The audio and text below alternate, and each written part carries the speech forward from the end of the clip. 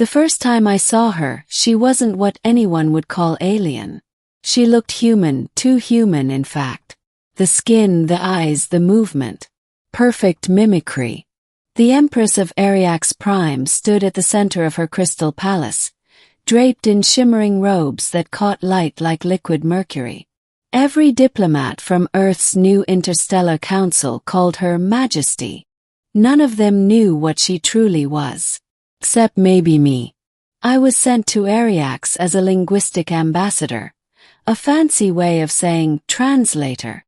But when the message came from the Empress herself, summoning me for a private audience, I realized there was more to this mission than decoding alien syntax. Her court was silent when I entered. The air shimmered faintly, charged with a hum too low for ordinary hearing. I felt it in my bones. She turned to me, her silver irises flashing. "Human," she said, her voice both melodic and layered, as if two people were speaking at once. "Tell me, do your kind always hide behind words?" I hesitated.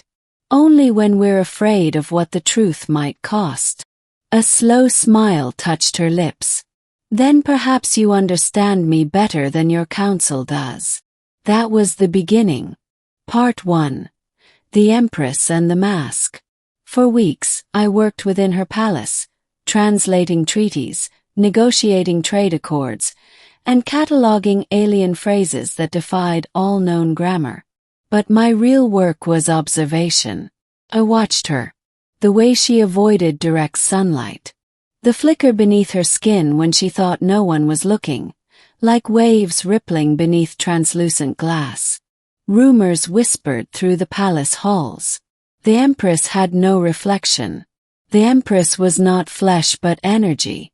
The Empress's body was a lie. And yet to me she seemed more human with every passing day. She laughed at my clumsy metaphors, asked questions about earth music, and once even asked to hear a sunrise described aloud. "Colors are emotion," she'd said softly.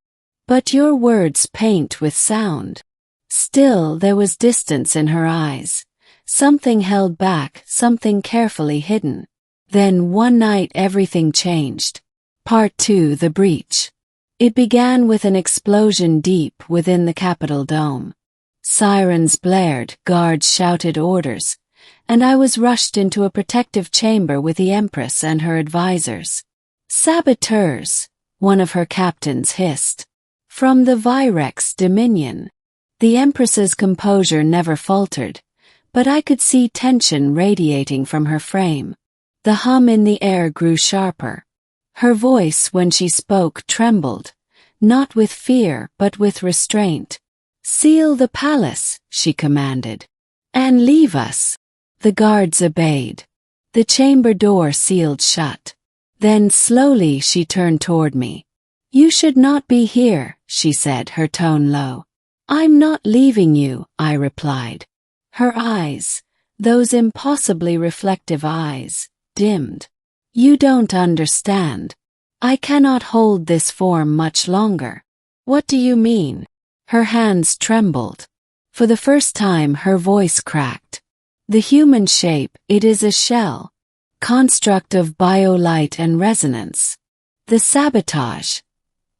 It disrupts the frequency that sustains it." I stepped closer, ignoring the panic outside. "Then stop fighting it. Show me who you really are." "No," she whispered. "You would not survive it. Try me." Her gaze held mine for a long, silent heartbeat. Then the light in the room bent. Her skin flickered like glass fracturing under heat. The air grew heavy with electricity. And then she changed. Part 3. The True Form. The human illusion collapsed in a shattering burst of light. What stood before me was neither woman nor monster, but something entirely other, a being woven of radiant threads, shifting and flowing like a nebula given shape. Her voice became a resonance, vibrating through my skull instead of my ears. "This is what I am. Not flesh, not blood. Energy bound by thought. Could barely breathe. You're Beautiful. The light pulsed, uncertain. You do not recoil. I promised I wouldn't. The hum that had filled every corner of the palace was now inside me, echoing in rhythm with my heartbeat. I realized what she'd meant before. Her form wasn't just disguise, it was protection. Her energy emitted frequencies lethal to unshielded organisms. And yet somehow I was still standing. "How are you alive?" she asked, astonished. "I don't know," I said. "Maybe because I trust you." The words seemed to ripple through her form like a shock wave. For a moment she said nothing. Then her light dimmed, condensing, softening until she hovered closer, almost touching. The chamber glowed with a soft warmth that felt like sunrise after a long night. Then the alarms stopped. Part 4. The truth beneath the crown. The sabotage had been contained. The council's fleet arrived 2 days later, demanding to see the Empress in her official capacity. She resumed her human guise before meeting them, her mask perfect once more. But now I saw the cracks. The illusion was more fragile than before. I knew what she truly was, and how much energy it cost her to pretend. That night she summoned me again. "You kept my secret," she said. "I said I'd earn your trust."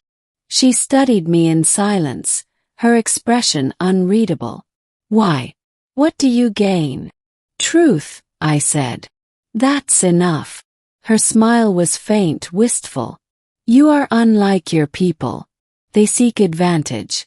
You seek understanding. Maybe that's why you let me see you." She didn't deny it. Instead she reached out, her fingers brushing mine. A faint current passed between us, gentle like static after a storm. "When I assumed this form," she said, "it was not to deceive. It was to survive. My species, what remains of us, cannot exist in your reality without adaptation. We anchor ourselves in perception. To your eyes, we become what you expect. So the human form is a reflection of how we see you." "Yes, but you see beyond it." I swallowed hard. "What happens if the council learns the truth?" "Then they will fear me," she said simply. "And fear breeds war." Part 5. The choice. War did come. Not from Earth, but from the Virex Dominion, whose ships descended through the upper atmosphere weeks later.